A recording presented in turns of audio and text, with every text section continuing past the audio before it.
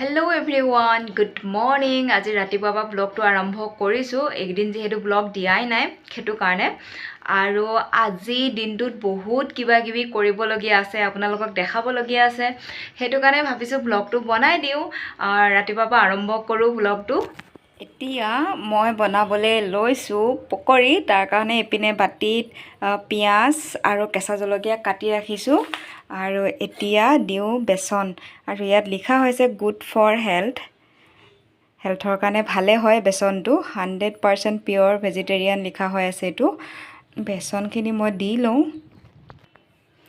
এয়া মোৰ বেচনখিনি মিক্স কৰা হৈ গ'ল। পানী দি মিক্স কৰিলোঁ আৰু এতিয়া অকণমান সময় ঢাকোন লগাই থৈ দিম। অলপ পিছত পকৰি বনাম, কাৰণ লগতে যেতিয়া বেচনৰ পকৰি বনোৱা যায় তেতিয়া পকৰিটো টান হয়।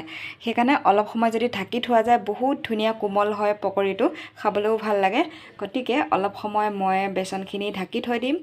আৰু এতিয়া পকৰি বনাবলৈ আৰম্ভ কৰোঁ। যোৱাকালিও মই পকৰি বনাইছিলোঁ, তাৰ কাৰণে ৰিফাইন আছে অলৰেডি এইটো কেৰাহীত। সেইটো কাৰণে এইটো কেৰাহীতে বনাম আকৌ, তাৰ লগতে নতুন ৰিফাইন এড কৰিম। এতিয়া মই ৰিফাইন এড কৰোঁ। অলপহে বনাম যিহেতু চিপ চাহৰ লগত খাবলৈ এতিয়া কাৰণে, তো সেইকাৰণে অলপে ৰিফাইন দিছোঁ।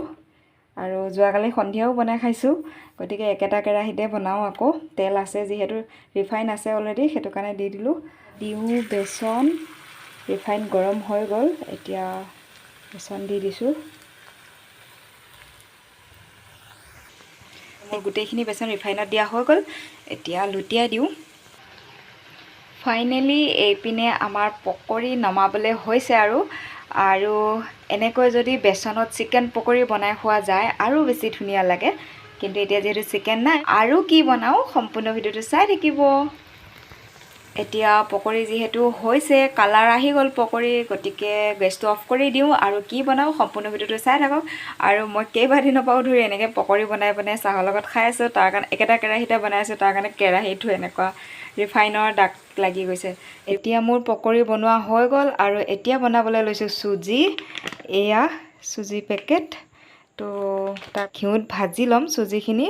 তাৰপিছত আৰু দিম কিচমিচ, কেইটামান কিচমিচ আছে, এইকেইটা দি পেলাই বনাই খাই শেষ কৰোঁ। তো সেয়াই, এতিয়া মই ঘিউ দিওঁ। এই সৰু চাহ বনোৱা চচটোতে বনাইছোঁ, যিহেতু অলপমানকৈহে বনাম। ৰাতিপুৱা ব্ৰেকফাষ্টৰ কাৰণেহে বনাম, যিহেতু অলপকৈ বনাম। তো এতিয়া মই ঘিউ দিওঁ। এতিয়া ঘিউ দিলোঁ যিহেতু, ঘিউত কিচমিচকেইটা অলপমান ভাজি ল'ম। হৈ গ'ল এতিয়া ভাজা পূৰা, কিচমিচকেইটা ফুলি গ'ল। এতিয়া মই চুজি দি দিওঁ। এতিয়া চুজি দি দিলোঁ। চুজিখিনি অলপমান ভাজি লওঁ ঘিউ আৰু কিচমিচ মিক্স কৰি। তাৰপিছত ইয়াতে দিম চেনি, আৰু চেনি দিয়াৰ পিছত দিম গাখীৰ। চেনি দি দিওঁ। এন্ধাৰ হোৱাৰ কাৰণে লাইট জ্বলাই লৈছোঁ। চেনি 2 চামুচ দি দিছোঁ। এতিয়া চেনিখিনিও মিক্স কৰি অলপ সময় ভাজিম। তাৰপিছত গাখীৰ দি দিম, আৰু গাখীৰ দিয়াৰ পিছত ইলাচি দি দিম, আৰু অলপ গোটা হ'লে নমাই দিম।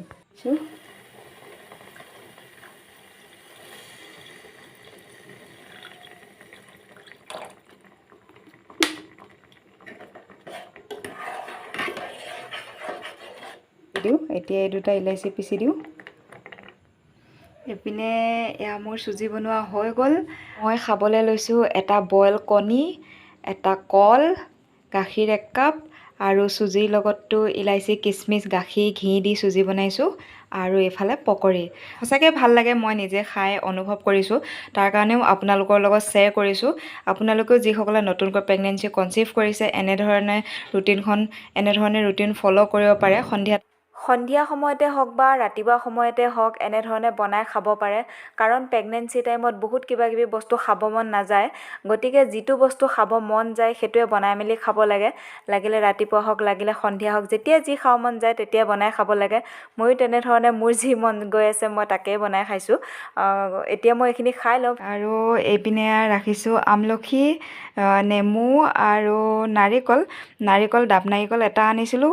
নাৰিকলৰ পানীখিনি খালোঁ, আৰু নাৰিকলো এফাল খালোঁ, এফাল আছে, এফাল আজি খাম বুলি ভাবিছোঁ। আৰু নেমুটোতো মই ডেইলি খাওঁ, নেমু পানী মৰ্ণিঙত। তাৰপিছত আমলখি মই আনিয়ে থাকোঁ, বহুত আমলখি খাইছোঁ মই।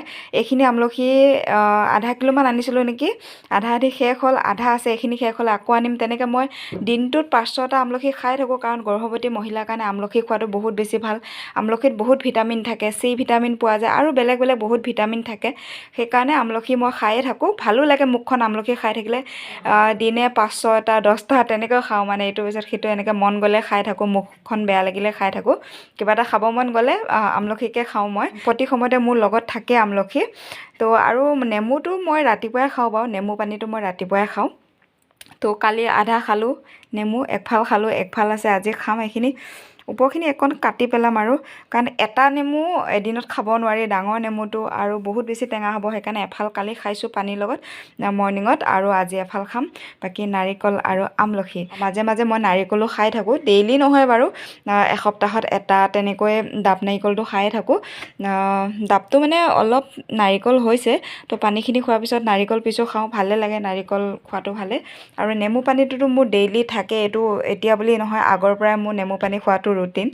তো আগৰ ভ্লগত আপোনালোকক দেখাইছে।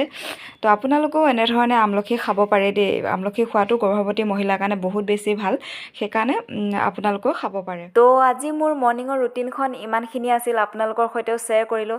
এনেকুৱা নহয় যে এইখিনি বস্তুৱে ডেইলি মৰ্ণিঙত থাকে, তেনেকুৱা নহয়। কেতিয়াবা ইভিনিং টাইমত খাব মন গ'লে ইভিনিং টাইমতো বনাই খাওঁ, আৰু গাখীৰটোতো সদায় থাকে মোৰ ইভিনিঙত। তো সেইটোৱে কথা।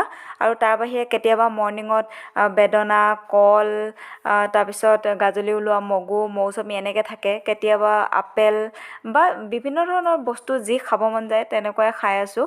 তো আজি ভিডিঅ'টো ইমানখিনিতে সামৰণি মাৰিছোঁ। ভিডিঅ'টো চোৱাৰ বাবে বহুত বহুত ধন্যবাদ। যিসকলে এতিয়ালৈকে মোৰ চেনেলটো ছাবস্ক্ৰাইব কৰা নাই, প্লিজ চেনেলটো ছাবস্ক্ৰাইব কৰি দিব। Bye bye.